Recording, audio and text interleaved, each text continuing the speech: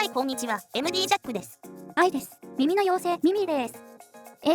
これは以前レビューした KB や KB02 の進化系モデルってことだよね。はい、その通り。KB02 にはなかった BA バランスドアーマチュアドライバーが追加されてるわ。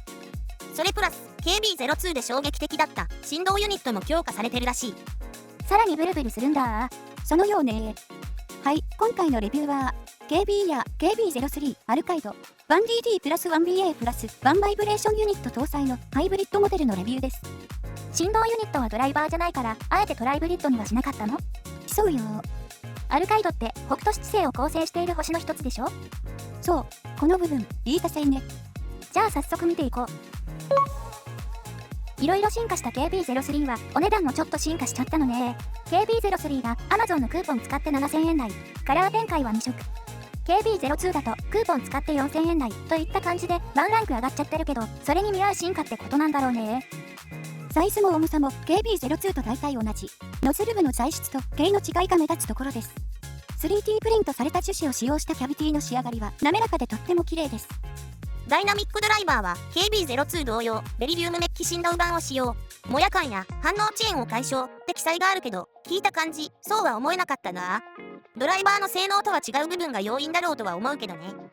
追加になった BA はノールズ社製、広域は KB02 とは一味違った傾向でなかなか良かった。それでは波形を見てみましょうか。バンドレイヤーチップ3種とリバイナスベルベット、それと KB02 の波形を重ねています。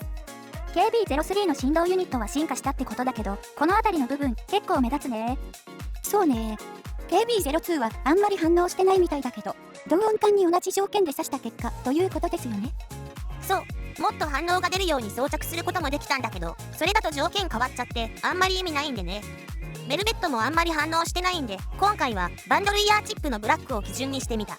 そもそも同音感自体が振動ユニットに対応したものじゃないんで、この結果はあまり当てにできないんだけど、 KB02 より振動幅が大きくなっていることは触った感じでわかる。ピンクの波形 KB02 の振動ユニットではうちの同音感の反応が悪くて、 KB03 と同条件だとほとんど反応していないように見えるけど、実際は KB02 も振動自体はしている。詳細は KB02 の過去動画を参考にしてほしい。本来ならここでサウンドチェックするところですが、今回はサウンドデモは作らないことにした。振動の比較ができないのと KB03 を聞いた印象が。なんかあったの？そうだな。振動ユニットの進化、つまり KB02 より振動幅が大きくなってるんだけど、視聴した時の印象が良くなくて低域がぼわつきすぎてる。それが200から 300Hz 中心となると、スネアの胴鳴りの部分がすごく曖昧でリズムが全然締まらない。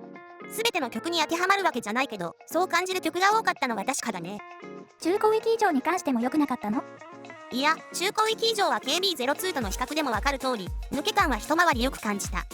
だけど低域周りの印象が不快で詳細にレビューしたいと思えなかったのが正直な感想。ゲームなどでの爆発音とかが振動によってより迫力を増したりするのだろうから、そういう用途ならいいんだろうけどね。あくまで個人の感想だけど、音楽用途に絞り特にビート中心の曲、音数の多い曲は KB03 で聴きたいとは思わない。ミディアムや落ち着いた感じの曲で振動ユニットがあまり作動しない場合は結構いいんだけどね。そうなんですか。ジャックさんにしてはそこまで言うなんて珍しいですね。でもそれが正直な感想ならそれでいいんじゃない？これ振動ユニットのオンオフができれば全然印象変わったと思うし、受け入れられるユーザーの幅も広がったんじゃないかな。振動ユニットオフで聞いてみたかったわ。はい、ということで 1DD プラス 1BA プラス1バイブレーションユニット搭載の KB や KB03 アルカイドのレビューでした。